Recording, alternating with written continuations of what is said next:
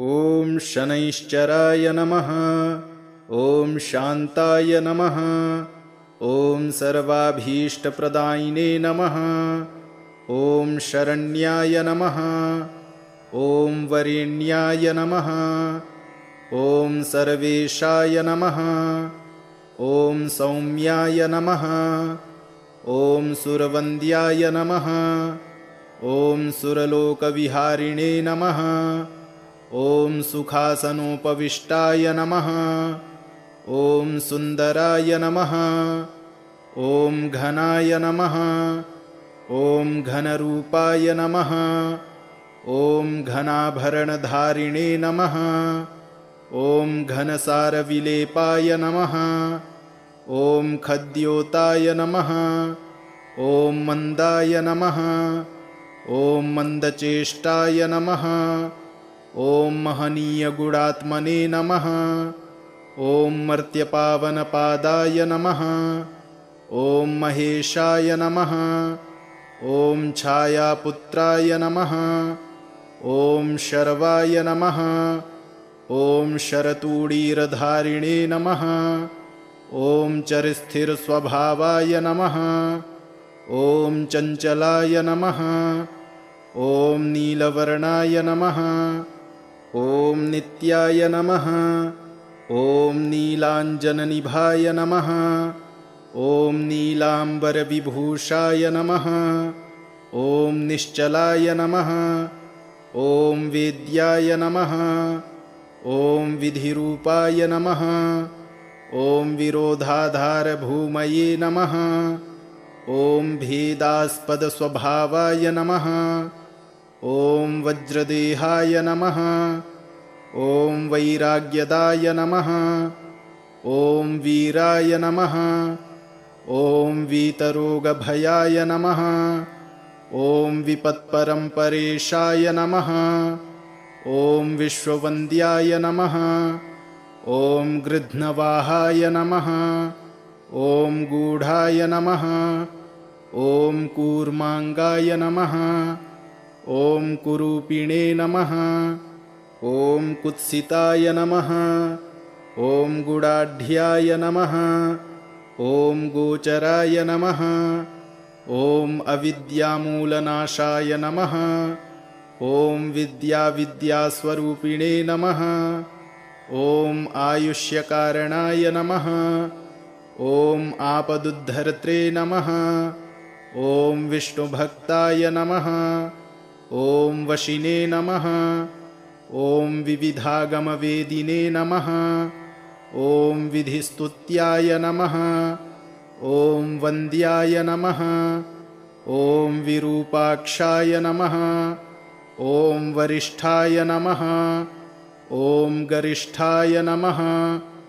ॐ वज्राङ्कुशधराय नमः। ॐ वरदाभयहस्ताय नमः। ॐ वामनाय नमः।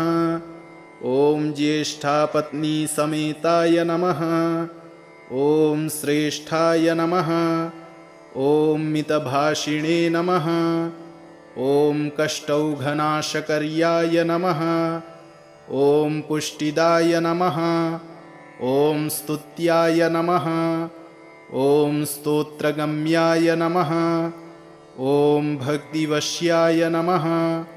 ॐ भानवे नमः। ॐ भानुपुत्राय नमः। ॐ भव्याय नमः। ॐ पावनाय नमः। ॐ धनुर्मण्डलसंस्थाय नमः। ॐ धनदाय नमः। ॐ धनुष्मते नमः। ॐ तनुप्रकाशदेहाय नमः। ॐ तामसाय नमः। ॐ अशेषजनवन्द्याय नमः। ॐ विशेषफलदायिने नमः। ॐ वशीकृतजनेशाय नमः। ॐ पशूनां पतये नमः। ॐ खेचराय नमः। ॐ खगेशाय नमः। ॐ घननीलाम्बराय नमः। ॐ काठिन्यमानसाय नमः। ॐ आर्यगणस्तुत्याय नमः। ॐ नीलछत्राय नमः। ॐ नित्याय नमः। ॐ निर्गुणाय नमः। ॐ गुणात्मने नमः। ॐ निरामयाय नमः। ॐ निन्द्याय नमः। ॐ वन्दनीयाय नमः। ॐ धीराय नमः। ॐ दिव्यदेहाय नमः। ॐ दीनार्तिहरणाय नमः। ॐ दैन्यनाशकराय नमः। ॐ आर्यजनगण्याय नमः। ॐ क्रूराय नमः। ॐ क्रूरचेष्टाय नमः। ॐ कामक्रोधकराय नमः। ॐ कलत्रपुत्रशत्रुत्वकारणाय नमः। ॐ परिपोषितभक्ताय नमः। ॐ परभीतिहराय नमः। ॐ भक्तसङ्घमनोभीष्टफलदाय नमः। ॐ शनैश्चराय नमः। ॐ शान्ताय नमः। ॐ सर्वाभीष्टप्रदायिने नमः। ॐ शरण्याय नमः। ॐ वरेण्याय नमः। ॐ सर्वेशाय नमः। ॐ सौम्याय नमः। ॐ सुरवन्द्याय नमः। ॐ सुरलोकविहारिणे नमः। ॐ सुखासनोपविष्टाय नमः। ॐ सुन्दराय नमः। ॐ घनाय नमः। ॐ घनरूपाय नमः। ॐ घनाभरणधारिणे नमः। ॐ घनसारविलेपाय नमः। ॐ खद्योताय नमः। ॐ मन्दाय नमः। ॐ मन्दचेष्टाय नमः। ॐ महनीयगुणात्मने नमः। ॐ मर्त्यपावनपादाय नमः। ॐ महेशाय नमः। ॐ छायापुत्राय नमः। ॐ शर्वाय नमः। ॐ शरतूडीरधारिणे नमः। ॐ चरस्थिरस्वभावाय नमः। ॐ चञ्चलाय नमः। ॐ नीलवर्णाय नमः। ॐ नित्याय नमः। ॐ नीलाञ्जननिभाय नमः। ॐ नीलाम्बरविभूषाय नमः। ॐ निश्चलाय नमः। ॐ वेद्याय नमः। ॐ विधिरूपाय नमः। ॐ विरोधाधारभूमये नमः। ॐ भेदास्पदस्वभावाय नमः। ॐ वज्रदेहाय नमः। ॐ वैराग्यदाय नमः। ॐ वीराय नमः। ॐ वीतरोगभयाय नमः। ॐ विपत्परम्परेशाय नमः। ॐ विश्ववन्द्याय नमः। ॐ गृध्नवाहाय नमः। ॐ गूढाय नमः। ॐ कूर्माङ्गाय नमः। ॐ कुरूपिणे नमः। ॐ कुत्सिताय नमः। ॐ गुडाढ्याय नमः। ॐ गोचराय नमः। ॐ अविद्यामूलनाशाय नमः। ॐ विद्यास्वरूपिणे नमः। ॐ आयुष्यकारणाय नमः। ॐ आपदुद्धर्त्रे नमः। ॐ विष्णुभक्ताय नमः। ॐ वशिने नमः। ॐ विविधागमवेदिने नमः। ॐ विधिस्तुत्याय नमः। ॐ वन्द्याय नमः। ॐ विरूपाक्षाय नमः। ॐ वरिष्ठाय नमः। ॐ गरिष्ठाय नमः। ॐ वज्राङ्कुशधराय नमः। ॐ वरदाभयहस्ताय नमः। ॐ वामनाय नमः। ॐ ज्येष्ठापत्नीसमेताय नमः। ॐ श्रेष्ठाय नमः। ॐ मितभाषिणे नमः। ॐ कष्टौघनाशकर्याय नमः। ॐ पुष्टिदाय नमः। ॐ स्तुत्याय नमः। ॐ स्तोत्रगम्याय नमः। ॐ भक्तिवश्याय नमः। ॐ भानवे नमः। ॐ भानुपुत्राय नमः। ॐ भव्याय नमः। ॐ पावनाय नमः। ॐ धनुर्मण्डलसंस्थाय नमः। ॐ धनदाय नमः। ॐ धनुष्मते नमः। ॐ तनुप्रकाशदेहाय नमः। ॐ तामसाय नमः। ॐ अशेषजनवन्द्याय नमः। ॐ विशेषफलदायिने नमः। ॐ वशीकृतजनेशाय नमः। ॐ पशूनां पतये नमः। ॐ खेचराय नमः। ॐ खगेशाय नमः।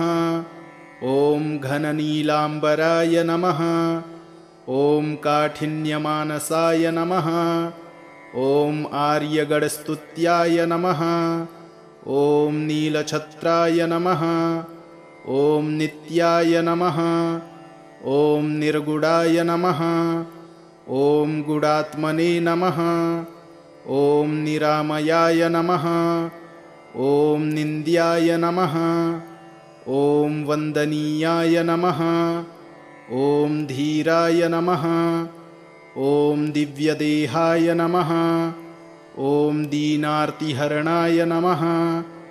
ॐ दैन्यनाशकराय नमः। ॐ आर्यजनगण्याय नमः। ॐ क्रूराय नमः। ॐ क्रूरचेष्टाय नमः। ॐ कामक्रोधकराय नमः। ॐ कलत्रपुत्रशत्रुत्वकारणाय नमः। ॐ परिपोषितभक्ताय नमः। ॐ परभीतिहराय नमः। ॐ भक्तसङ्घमनोभीष्टफलदाय नमः। ॐ शनैश्चराय नमः। ॐ शान्ताय नमः। ॐ सर्वाभीष्टप्रदायिने नमः। ॐ शरण्याय नमः। ॐ वरेण्याय नमः। ॐ सर्वेशाय नमः। ॐ सौम्याय नमः। ॐ सुरवन्द्याय नमः। ॐ सुरलोकविहारिणे नमः। ॐ सुखासनोपविष्टाय नमः। ॐ सुन्दराय नमः। ॐ घनाय नमः। ॐ घनरूपाय नमः। ॐ घनाभरणधारिणे नमः। ॐ घनसारविलेपाय नमः। ॐ खद्योताय नमः। ॐ मन्दाय नमः। ॐ मन्दचेष्टाय नमः। ॐ महनीयगुणात्मने नमः। ॐ मर्त्यपावनपादाय नमः। ॐ महेशाय नमः। ॐ छायापुत्राय नमः। ॐ शर्वाय नमः। ॐ शरतूडीरधारिणे नमः। ॐ चरस्थिरस्वभावाय नमः। ॐ चञ्चलाय नमः। ॐ नीलवर्णाय नमः। ॐ नित्याय नमः। ॐ नीलाञ्जननिभाय नमः। ॐ नीलाम्बरविभूषाय नमः। ॐ निश्चलाय नमः। ॐ वेद्याय नमः। ॐ विधिरूपाय नमः। ॐ विरोधाधारभूमये नमः। ॐ भेदास्पदस्वभावाय नमः। ॐ वज्रदेहाय नमः। ॐ वैराग्यदाय नमः। ॐ वीराय नमः। ॐ वीतरोगभयाय नमः। ॐ विपत्परम्परेशाय नमः। ॐ विश्ववन्द्याय नमः। ॐ गृध्नवाहाय नमः। ॐ गूढाय नमः। ॐ कूर्माङ्गाय नमः। ॐ कुरूपिणे नमः। ॐ कुत्सिताय नमः। ॐ गुडाढ्याय नमः। ॐ गोचराय नमः। ॐ अविद्यामूलनाशाय नमः।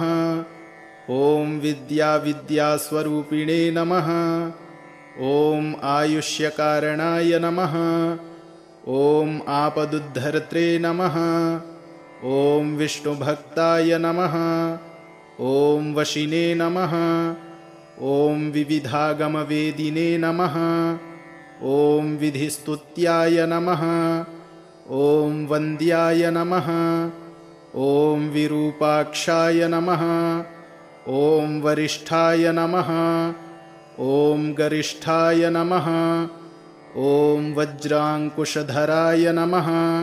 ॐ वरदाभयहस्ताय नमः। ॐ वामनाय नमः। ॐ ज्येष्ठापत्नीसमेताय नमः। ॐ श्रेष्ठाय नमः। ॐ मितभाषिणे नमः। ॐ कष्टौघनाशकर्याय नमः। ॐ पुष्टिदाय नमः। ॐ स्तुत्याय नमः। ॐ स्तोत्रगम्याय नमः। ॐ भक्तिवश्याय नमः। ॐ भानवे नमः। ॐ भानुपुत्राय नमः। ॐ भव्याय नमः। ॐ पावनाय नमः। ॐ धनुर्मण्डलसंस्थाय नमः। ॐ धनदाय नमः। ॐ धनुष्मते नमः। ॐ तनुप्रकाशदेहाय नमः। ॐ तामसाय नमः। ॐ अशेषजनवन्द्याय नमः। ॐ विशेषफलदायिने नमः। ॐ वशीकृतजनेशाय नमः। ॐ पशूनां पतये नमः। ॐ खेचराय नमः। ॐ खगेशाय नमः। ॐ घननीलाम्बराय नमः। ॐ काठिन्यमानसाय नमः। ॐ आर्यगणस्तुत्याय नमः। ॐ नीलछत्राय नमः। ॐ नित्याय नमः। ॐ निर्गुणाय नमः। ॐ गुणात्मने नमः। ॐ निरामयाय नमः। ॐ निन्द्याय नमः। ॐ वन्दनीयाय नमः। ॐ धीराय नमः। ॐ दिव्यदेहाय नमः। ॐ दीनार्तिहरणाय नमः। ॐ दैन्यनाशकराय नमः। ॐ आर्यजनगण्याय नमः। ॐ क्रूराय नमः। ॐ क्रूरचेष्टाय नमः। ॐ कामक्रोधकराय नमः। ॐ कलत्रपुत्रशत्रुत्वकारणाय नमः। ॐ परिपोषितभक्ताय नमः। ॐ परभीतिहराय नमः। ॐ भक्तसङ्घमनोभीष्टफलदाय नमः। ॐ शनैश्चराय नमः। ॐ शान्ताय नमः। ॐ सर्वाभीष्टप्रदायिने नमः। ॐ शरण्याय नमः। ॐ वरेण्याय नमः। ॐ सर्वेशाय नमः। ॐ सौम्याय नमः। ॐ सुरवन्द्याय नमः। ॐ सुरलोकविहारिणे नमः। ॐ सुखासनोपविष्टाय नमः। ॐ सुन्दराय नमः। ॐ घनाय नमः। ॐ घनरूपाय नमः। ॐ घनाभरणधारिणे नमः। ॐ घनसारविलेपाय नमः। ॐ खद्योताय नमः। ॐ मन्दाय नमः। ॐ मन्दचेष्टाय नमः। ॐ महनीयगुणात्मने नमः। ॐ मर्त्यपावनपादाय नमः। ॐ महेशाय नमः। ॐ छायापुत्राय नमः। ॐ शर्वाय नमः। ॐ शरतूडीरधारिणे नमः। ॐ चरस्थिरस्वभावाय नमः। ॐ चञ्चलाय नमः। ॐ नीलवर्णाय नमः। ॐ नित्याय नमः। ॐ नीलाञ्जननिभाय नमः। ॐ नीलाम्बरविभूषाय नमः। ॐ निश्चलाय नमः। ॐ वेद्याय नमः। ॐ विधिरूपाय नमः। ॐ विरोधाधारभूमये नमः। ॐ भेदास्पदस्वभावाय नमः। ॐ वज्रदेहाय नमः। ॐ वैराग्यदाय नमः। ॐ वीराय नमः। ॐ वीतरोगभयाय नमः। ॐ विपत्परम्परेशाय नमः। ॐ विश्ववन्द्याय नमः। ॐ गृध्नवाहाय नमः।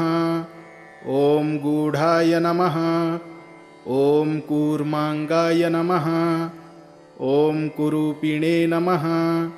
ॐ कुत्सिताय नमः। ॐ गुडाढ्याय नमः। ॐ गोचराय नमः। ॐ अविद्यामूलनाशाय नमः। ॐ विद्यास्वरूपिणे नमः। ॐ आयुष्यकारणाय नमः। ॐ आपदुद्धर्त्रे नमः। ॐ विष्णुभक्ताय नमः। ॐ वशिने नमः। ॐ विविधागमवेदिने नमः। ॐ विधिस्तुत्याय नमः। ॐ वन्द्याय नमः। ॐ विरूपाक्षाय नमः। ॐ वरिष्ठाय नमः। ॐ गरिष्ठाय नमः। ॐ वज्राङ्कुशधराय नमः। ॐ वरदाभयहस्ताय नमः। ॐ वामनाय नमः। ॐ ज्येष्ठापत्नीसमेताय नमः। ॐ श्रेष्ठाय नमः। ॐ मितभाषिणे नमः। ॐ कष्टौघनाशकर्याय नमः। ॐ पुष्टिदाय नमः। ॐ स्तुत्याय नमः। ॐ स्तोत्रगम्याय नमः। ॐ भक्तिवश्याय नमः। ॐ भानवे नमः। ॐ भानुपुत्राय नमः। ॐ भव्याय नमः। ॐ पावनाय नमः। ॐ धनुर्मण्डलसंस्थाय नमः। ॐ धनदाय नमः। ॐ धनुष्मते नमः। ॐ तनुप्रकाशदेहाय नमः। ॐ तामसाय नमः। ॐ अशेषजनवन्द्याय नमः। ॐ विशेषफलदायिने नमः। ॐ वशीकृतजनेशाय नमः। ॐ पशूनां पतये नमः। ॐ खेचराय नमः। ॐ खगेशाय नमः। ॐ घननीलाम्बराय नमः। ॐ काठिन्यमानसाय नमः। ॐ आर्यगणस्तुत्याय नमः। ॐ नीलछत्राय नमः। ॐ नित्याय नमः। ॐ निर्गुणाय नमः। ॐ गुणात्मने नमः। ॐ निरामयाय नमः। ॐ निन्द्याय नमः। ॐ वन्दनीयाय नमः। ॐ धीराय नमः। ॐ दिव्यदेहाय नमः। ॐ दीनार्तिहरणाय नमः। ॐ दैन्यनाशकराय नमः। ॐ आर्यजनगण्याय नमः। ॐ क्रूराय नमः। ॐ क्रूरचेष्टाय नमः। ॐ कामक्रोधकराय नमः। ॐ कलत्रपुत्रशत्रुत्वकारणाय नमः। ॐ परिपोषितभक्ताय नमः। ॐ परभीतिहराय नमः। ॐ भक्तसङ्घमनोभीष्टफलदाय नमः। ॐ शनैश्चराय नमः। ॐ शान्ताय नमः। ॐ सर्वाभीष्टप्रदायिने नमः।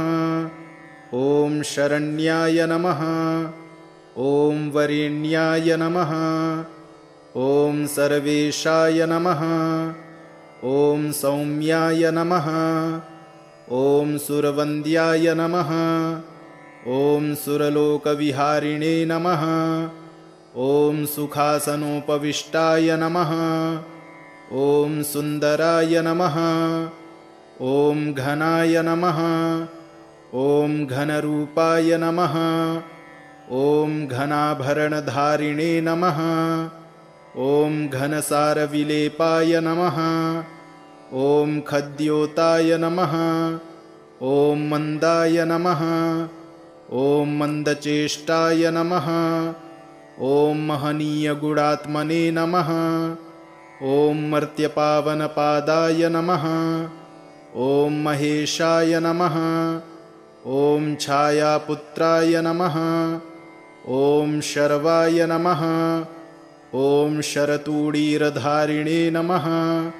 ॐ चरस्थिरस्वभावाय नमः। ॐ चञ्चलाय नमः। ॐ नीलवर्णाय नमः। ॐ नित्याय नमः। ॐ नीलाञ्जननिभाय नमः। ॐ नीलाम्बरविभूषाय नमः। ॐ निश्चलाय नमः। ॐ वेद्याय नमः। ॐ विधिरूपाय नमः। ॐ विरोधाधारभूमये नमः। ॐ भेदास्पदस्वभावाय नमः। ॐ वज्रदेहाय नमः। ॐ वैराग्यदाय नमः। ॐ वीराय नमः। ॐ वीतरोगभयाय नमः। ॐ विपत्परम्परेशाय नमः। ॐ विश्ववन्द्याय नमः। ॐ गृध्नवाहाय नमः। ॐ गूढाय नमः। ॐ कूर्माङ्गाय नमः। ॐ कुरूपिणे नमः। ॐ कुत्सिताय नमः। ॐ गुडाढ्याय नमः। ॐ गोचराय नमः। ॐ अविद्यामूलनाशाय नमः। ॐ विद्यास्वरूपिणे नमः। ॐ आयुष्यकारणाय नमः। ॐ आपदुद्धर्त्रे नमः। ॐ विष्णुभक्ताय नमः। ॐ वशिने नमः। ॐ विविधागमवेदिने नमः। ॐ विधिस्तुत्याय नमः। ॐ वन्द्याय नमः। ॐ विरूपाक्षाय नमः। ॐ वरिष्ठाय नमः। ॐ गरिष्ठाय नमः। ॐ वज्राङ्कुशधराय नमः। ॐ वरदाभयहस्ताय नमः। ॐ वामनाय नमः। ॐ ज्येष्ठापत्नीसमेताय नमः। ॐ श्रेष्ठाय नमः। ॐ मितभाषिणे नमः। ॐ कष्टौघनाशकर्याय नमः। ॐ पुष्टिदाय नमः। ॐ स्तुत्याय नमः। ॐ स्तोत्रगम्याय नमः। ॐ भक्तिवश्याय नमः। ॐ भानवे नमः। ॐ भानुपुत्राय नमः। ॐ भव्याय नमः। ॐ पावनाय नमः। ॐ धनुर्मण्डलसंस्थाय नमः। ॐ धनदाय नमः। ॐ धनुष्मते नमः। ॐ तनुप्रकाशदेहाय नमः। ॐ तामसाय नमः। ॐ अशेषजनवन्द्याय नमः।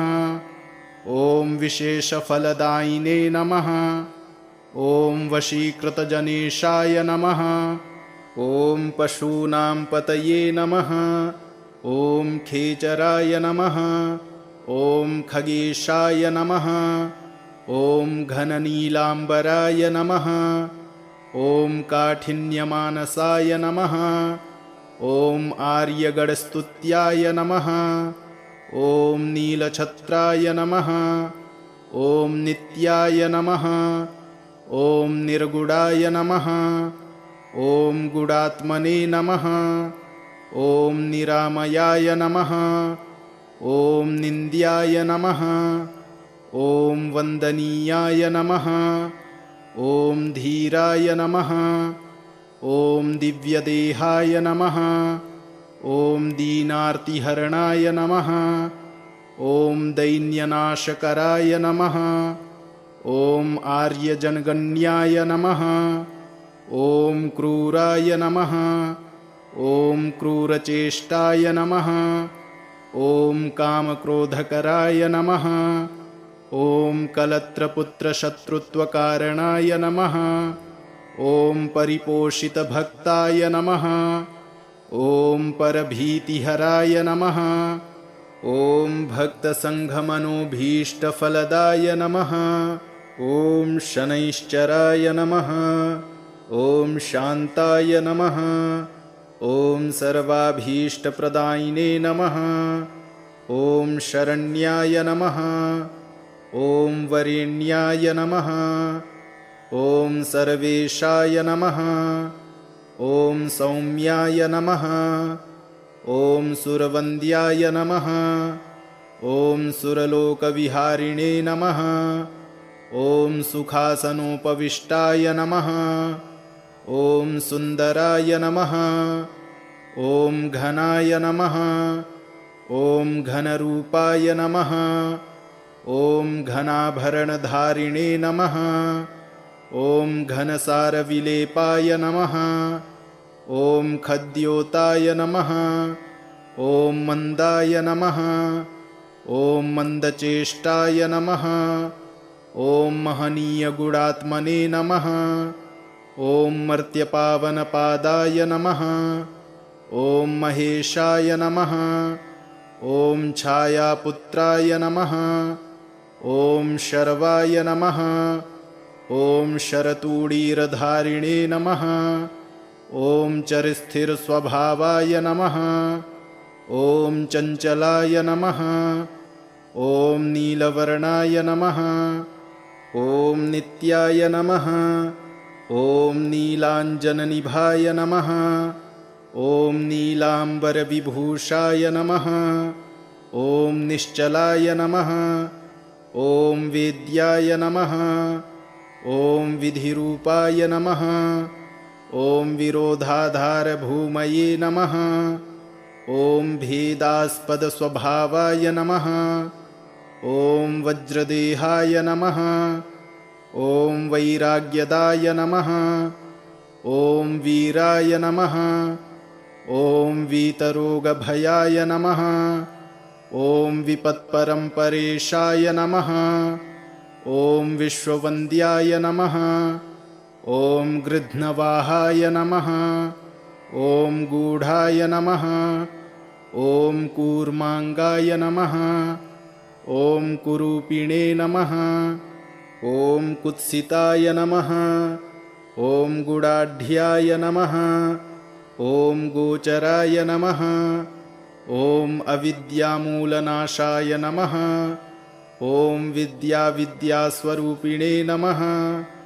ॐ आयुष्यकारणाय नमः। ॐ आपदुद्धर्त्रे नमः। ॐ विष्णुभक्ताय नमः। ॐ वशिने नमः। ॐ विविधागमवेदिने नमः। ॐ विधिस्तुत्याय नमः। ॐ वन्द्याय नमः। ॐ विरूपाक्षाय नमः। ॐ वरिष्ठाय नमः। ॐ गरिष्ठाय नमः। ॐ वज्राङ्कुशधराय नमः। ॐ वरदाभयहस्ताय नमः। ॐ वामनाय नमः। ॐ ज्येष्ठापत्नीसमेताय नमः। ॐ श्रेष्ठाय नमः।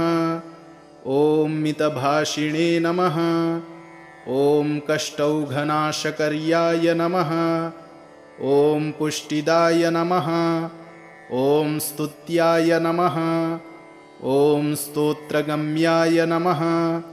ॐ भक्तिवश्याय नमः। ॐ भानवे नमः। ॐ भानुपुत्राय नमः। ॐ भव्याय नमः। ॐ पावनाय नमः। ॐ धनुर्मण्डलसंस्थाय नमः। ॐ धनदाय नमः। ॐ धनुष्मते नमः। ॐ तनुप्रकाशदेहाय नमः। ॐ तामसाय नमः। ॐ अशेषजनवन्द्याय नमः। ॐ विशेषफलदायिने नमः। ॐ वशीकृतजनेशाय नमः। ॐ पशूनां पतये नमः। ॐ खेचराय नमः। ॐ खगेशाय नमः। ॐ घननीलाम्बराय नमः। ॐ काठिन्यमानसाय नमः। ॐ आर्यगणस्तुत्याय नमः। ॐ नीलछत्राय नमः। ॐ नित्याय नमः। ॐ निर्गुणाय नमः। ॐ गुणात्मने नमः। ॐ निरामयाय नमः। ॐ निन्द्याय नमः। ॐ वन्दनीयाय नमः। ॐ धीराय नमः। ॐ दिव्यदेहाय नमः। ॐ दीनार्तिहरणाय नमः। ॐ दैन्यनाशकराय नमः। ॐ आर्यजनगण्याय नमः। ॐ क्रूराय नमः। ॐ क्रूरचेष्टाय नमः। ॐ कामक्रोधकराय नमः। ॐ कलत्रपुत्रशत्रुत्वकारणाय नमः। ॐ परिपोषितभक्ताय नमः। ॐ परभीतिहराय नमः। ॐ भक्तसङ्घमनोभीष्टफलदाय नमः। ॐ शनैश्चराय नमः। ॐ शान्ताय नमः। ॐ सर्वाभीष्टप्रदायिने नमः। ॐ शरण्याय नमः। ॐ वरेण्याय नमः। ॐ सर्वेशाय नमः। ॐ सौम्याय नमः। ॐ सुरवन्द्याय नमः। ॐ सुरलोकविहारिणे नमः। ॐ सुखासनोपविष्टाय नमः। ॐ सुन्दराय नमः। ॐ घनाय नमः। ॐ घनरूपाय नमः। ॐ घनाभरणधारिणे नमः। ॐ घनसारविलेपाय नमः। ॐ खद्योताय नमः। ॐ मन्दाय नमः। ॐ मन्दचेष्टाय नमः। ॐ महनीयगुणात्मने नमः। ॐ मर्त्यपावनपादाय नमः। ॐ महेशाय नमः। ॐ छायापुत्राय नमः। ॐ शर्वाय नमः। ॐ शरतूडीरधारिणे नमः। ॐ चरस्थिरस्वभावाय नमः। ॐ चञ्चलाय नमः। ॐ नीलवर्णाय नमः। ॐ नित्याय नमः। ॐ नीलाञ्जननिभाय नमः। ॐ नीलाम्बरविभूषाय नमः। ॐ निश्चलाय नमः। ॐ वेद्याय नमः। ॐ विधिरूपाय नमः। ॐ विरोधाधारभूमये नमः। ॐ भेदास्पदस्वभावाय नमः। ॐ वज्रदेहाय नमः। ॐ वैराग्यदाय नमः। ॐ वीराय नमः। ॐ वीतरोगभयाय नमः। ॐ विपत्परम्परेशाय नमः। ॐ विश्ववन्द्याय नमः। ॐ गृध्नवाहाय नमः। ॐ गूढाय नमः। ॐ कूर्माङ्गाय नमः। ॐ कुरूपिणे नमः। ॐ कुत्सिताय नमः। ॐ गुडाढ्याय नमः। ॐ गोचराय नमः। ॐ अविद्यामूलनाशाय नमः। ॐ विद्यास्वरूपिणे नमः। ॐ आयुष्यकारणाय नमः। ॐ आपदुद्धर्त्रे नमः। ॐ विष्णुभक्ताय नमः। ॐ वशिने नमः। ॐ विविधागमवेदिने नमः। ॐ विधिस्तुत्याय नमः। ॐ वन्द्याय नमः। ॐ विरूपाक्षाय नमः। ॐ वरिष्ठाय नमः। ॐ गरिष्ठाय नमः। ॐ वज्राङ्कुशधराय नमः। ॐ वरदाभयहस्ताय नमः। ॐ वामनाय नमः। ॐ ज्येष्ठापत्नीसमेताय नमः। ॐ श्रेष्ठाय नमः। ॐ मितभाषिणे नमः। ॐ कष्टौघनाशकर्याय नमः। ॐ पुष्टिदाय नमः। ॐ स्तुत्याय नमः। ॐ स्तोत्रगम्याय नमः। ॐ भक्तिवश्याय नमः। ॐ भानवे नमः। ॐ भानुपुत्राय नमः। ॐ भव्याय नमः। ॐ पावनाय नमः।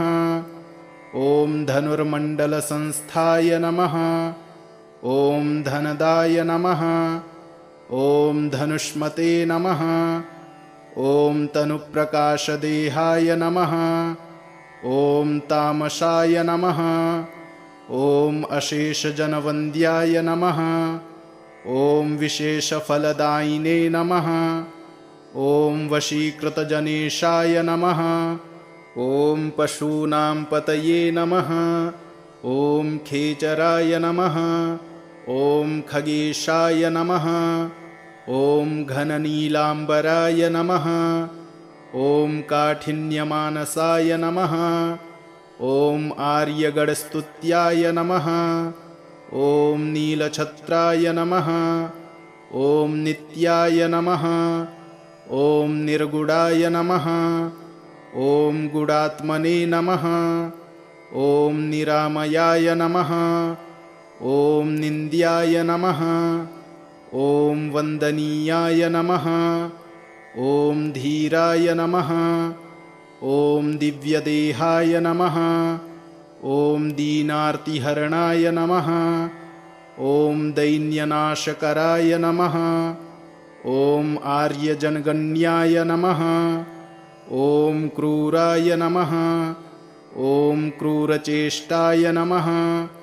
ॐ कामक्रोधकराय नमः। ॐ कलत्रपुत्रशत्रुत्वकारणाय नमः। ॐ परिपोषितभक्ताय नमः। ॐ परभीतिहराय नमः। ॐ भक्तसङ्घमनोभीष्टफलदाय नमः। ॐ शनैश्चराय नमः। ॐ शान्ताय नमः। ॐ सर्वाभीष्टप्रदायिने नमः। ॐ शरण्याय नमः। ॐ वरेण्याय नमः। ॐ सर्वेशाय नमः। ॐ सौम्याय नमः। ॐ सुरवन्द्याय नमः। ॐ सुरलोकविहारिणे नमः। ॐ सुखासनोपविष्टाय नमः।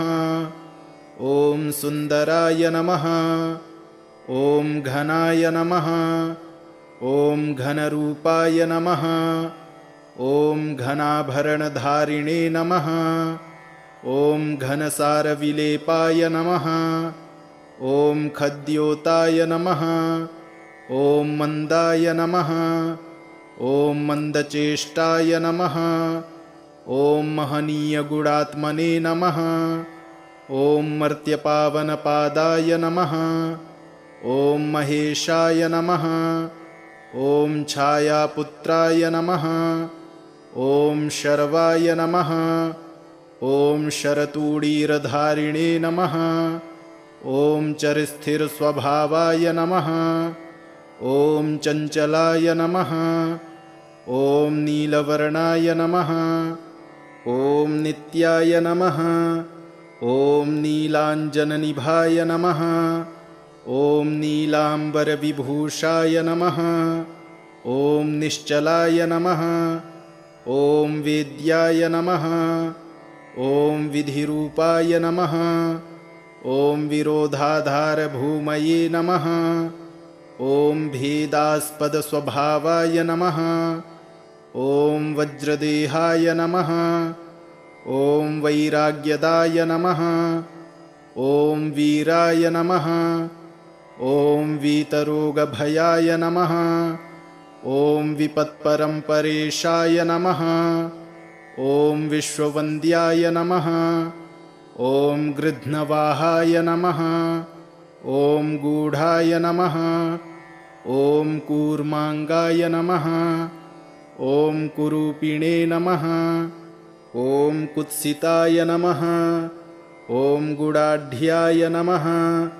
ॐ गोचराय नमः। ॐ अविद्यामूलनाशाय नमः। ॐ विद्याविद्यास्वरूपिणे नमः। ॐ आयुष्यकारणाय नमः। ॐ आपदुद्धर्त्रे नमः।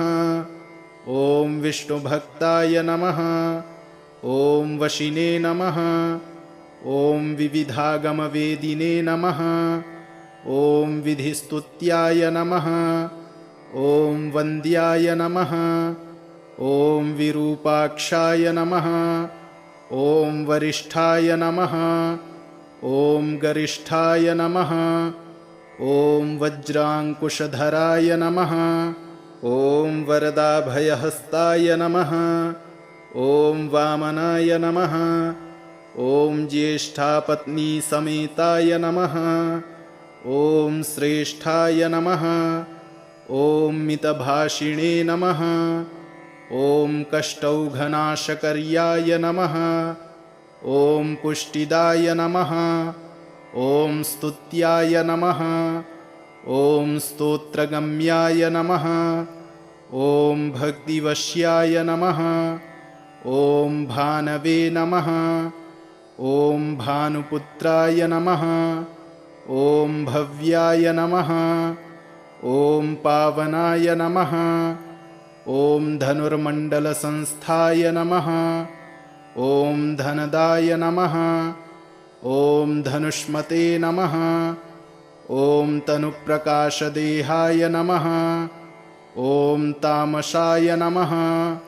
ॐ अशेषजनवन्द्याय नमः।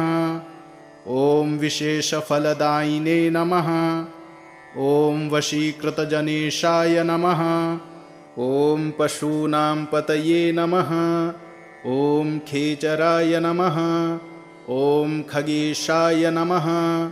ॐ घननीलाम्बराय नमः। ॐ काठिन्यमानसाय नमः। ॐ आर्यगणस्तुत्याय नमः। ॐ नीलछत्राय नमः। ॐ नित्याय नमः। ॐ निर्गुणाय नमः। ॐ गुणात्मने नमः। ॐ निरामयाय नमः। ॐ निन्द्याय नमः। ॐ वन्दनीयाय नमः। ॐ धीराय नमः। ॐ दिव्यदेहाय नमः। ॐ दीनार्तिहरणाय नमः। ॐ दैन्यनाशकराय नमः। ॐ आर्यजनगण्याय नमः। ॐ क्रूराय नमः। ॐ क्रूरचेष्टाय नमः। ॐ कामक्रोधकराय नमः। ॐ कलत्रपुत्रशत्रुत्वकारणाय नमः। ॐ परिपोषितभक्ताय नमः। ॐ परभीतिहराय नमः। ॐ भक्तसङ्घमनोभीष्टफलदाय नमः। इति श्रीशन्यष्टोत्तरशतनामावलिः सम्पूर्णम्।